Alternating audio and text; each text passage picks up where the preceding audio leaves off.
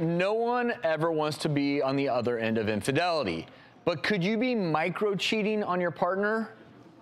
You ever heard of this term? No. So micro-cheating is the newest dating term. It refers to the tiny seeds out there of unfaithfulness. Maybe a pet name or inside joke with someone other than your partner, liking and commenting on a sexy social media post, or maybe you just dress up extra special for someone that's not your loved one.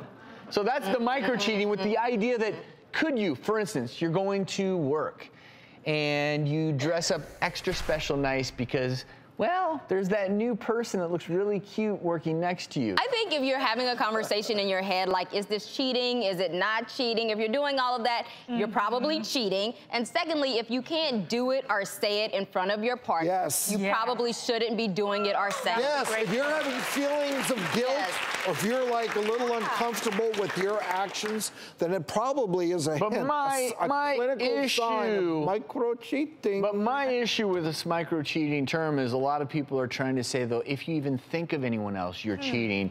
If you ever dream of someone else, or you may have some fantasy of someone else, if you don't act on it, that's not cheating. That's right. And so you've got to be careful here, because if you make someone feel guilty for a dream they have, and they wake up the next day and like, honey, I'm so sorry. I dreamt about, you know, some famous model. I can't believe it. Don't confess that. You just said, though.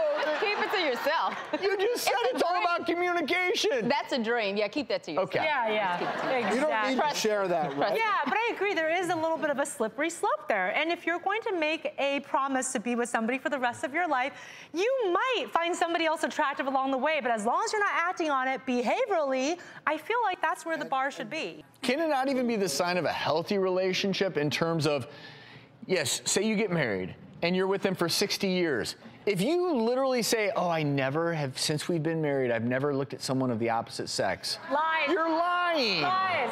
A healthy relationship would be you're sitting there at dinner and the two of you could look, yeah, you know, she's pretty attractive, or he's pretty attractive, or hey, you know. Yeah, I don't think that's not going to work in everybody's house. Don't try that at home. It's not in everyone's house, but don't try that at home. If you know your partner will not go for that, don't my try husband that. and I can have those conversations, and he's actually very free about even commenting on beautiful men. He's like, that guy is handsome. I'm like, you're right, he is.